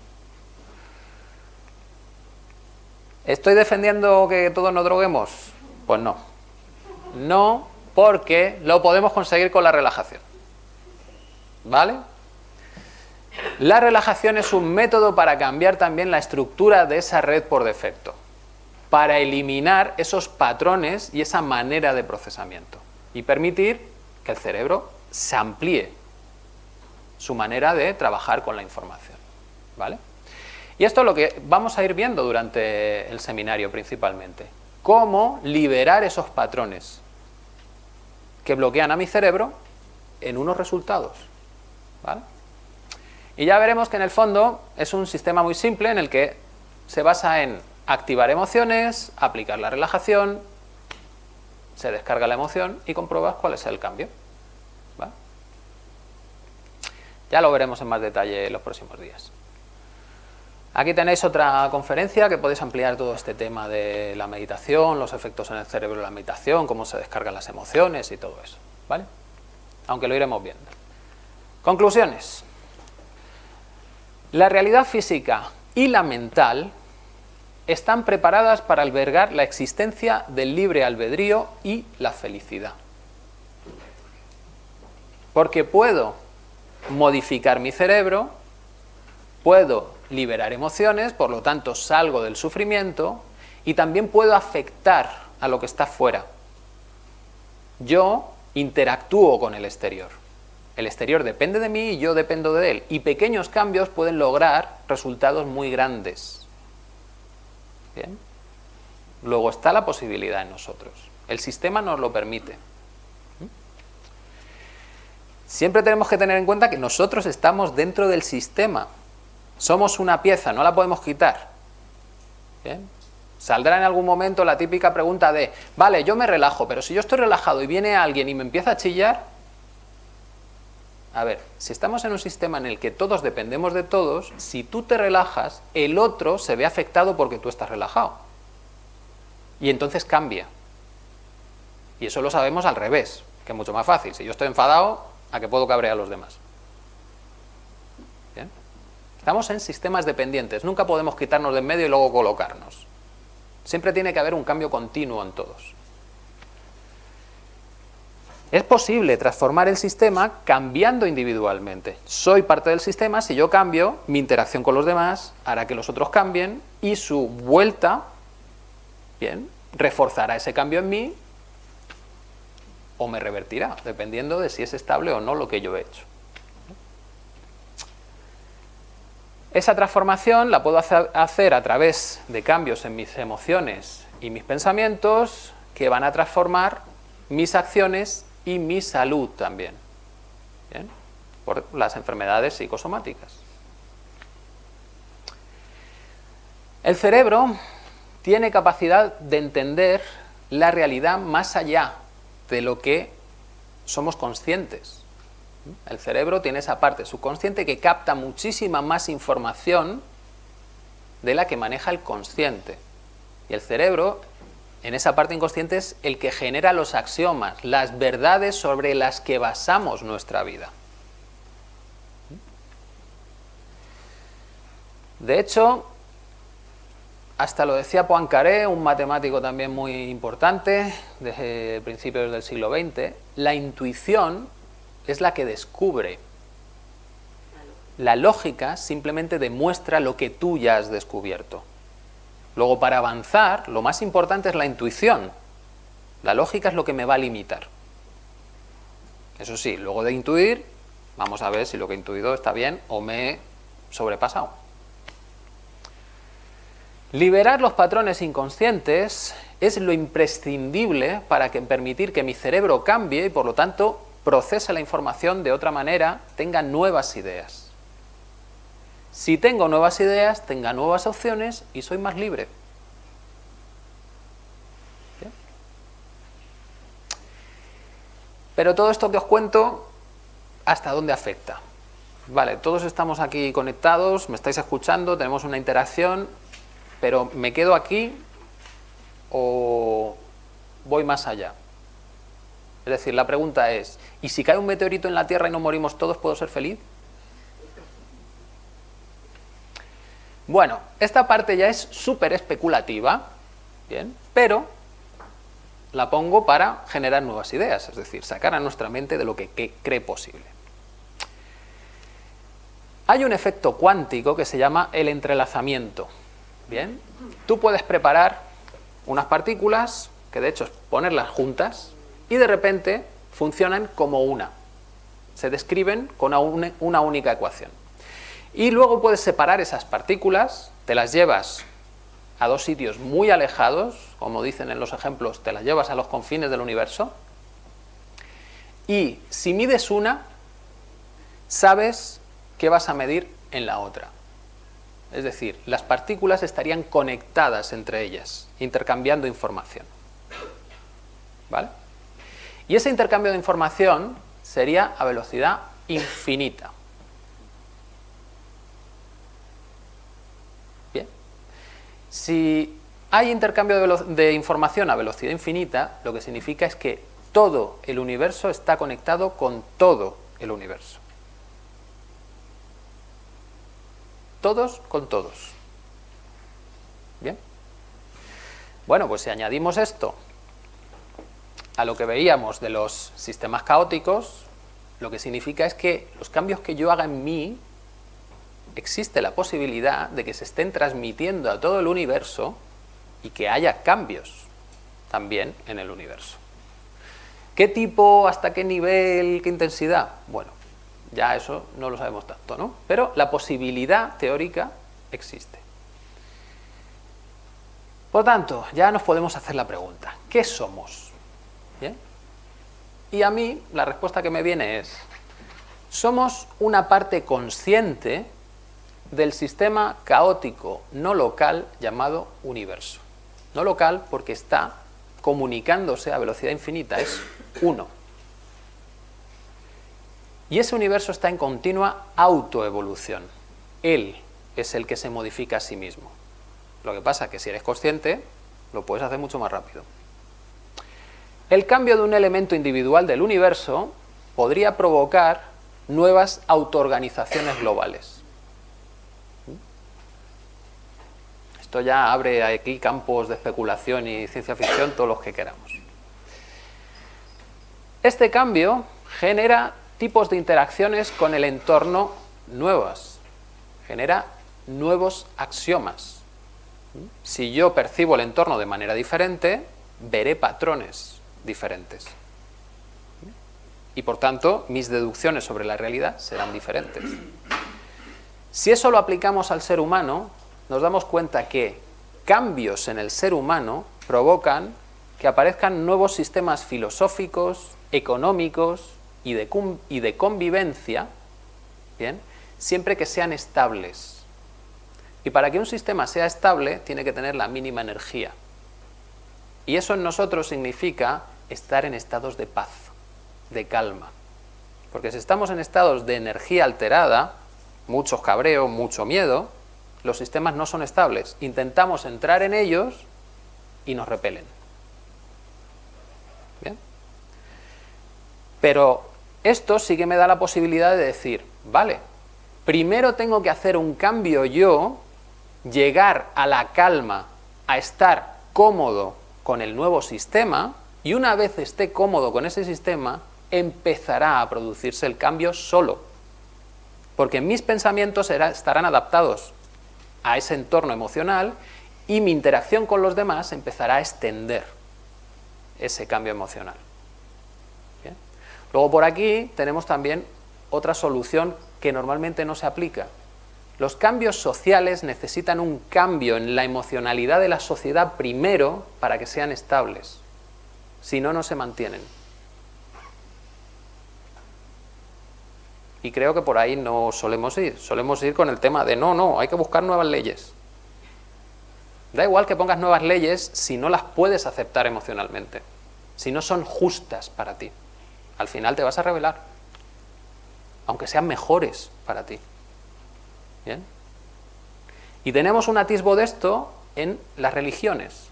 Las religiones, en un primer momento, lo que pregonan es un cambio interno, es un cambio de esa emocionalidad, es un cambio hacia un mayor equilibrio emocional. Y se producen cambios sociales que se extienden. ¿Bien? Un ejemplo es el cristianismo. Lo que consigue el cristianismo es pasar de un estado social esclavista, brutal, como es el romano, a una sociedad medieval en el que, aunque hay vasallos, no son esclavos.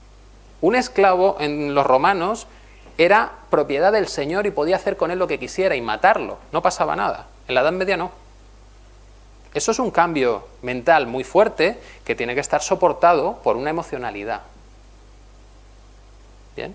Luego con las religiones pasan muchas cosas y hay muchos jaleos, pero de fondo es otra manera de hacer el cambio, no racional. Primero establezco un ámbito emocional que me permita incorporar las nuevas ideas y estabilizarme.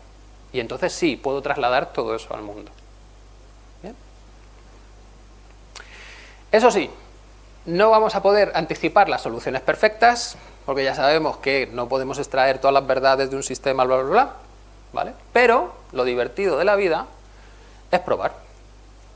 Probar y ajustar, que es como evoluciona la vida. Interactuar con el entorno, ver lo que no te gusta, adaptar, esto va mejor. Bien, tiramos por aquí.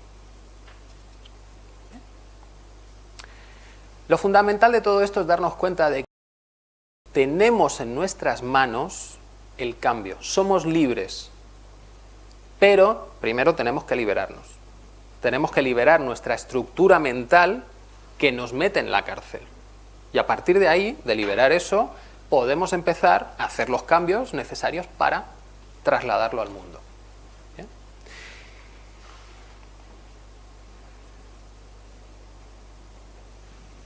Esto es lo que os he contado, pero, como dice este señor, nunca moriría por mis ideas porque podría estar equivocado. ¿Bien? Aunque, cuando los hechos cambian, cambio de opinión. Así que, a ver qué hace cada uno. Bien. Bueno, pues lo que nos queda del seminario es, vale, ya sabemos cuál es la estructura, el marco de todo esto, cómo pasamos a la acción, cómo logramos hacer esos cambios y conseguir esa libertad. Bien. Y eso, pues nada, lo vemos los próximos martes. ¿Vale? Muchas gracias.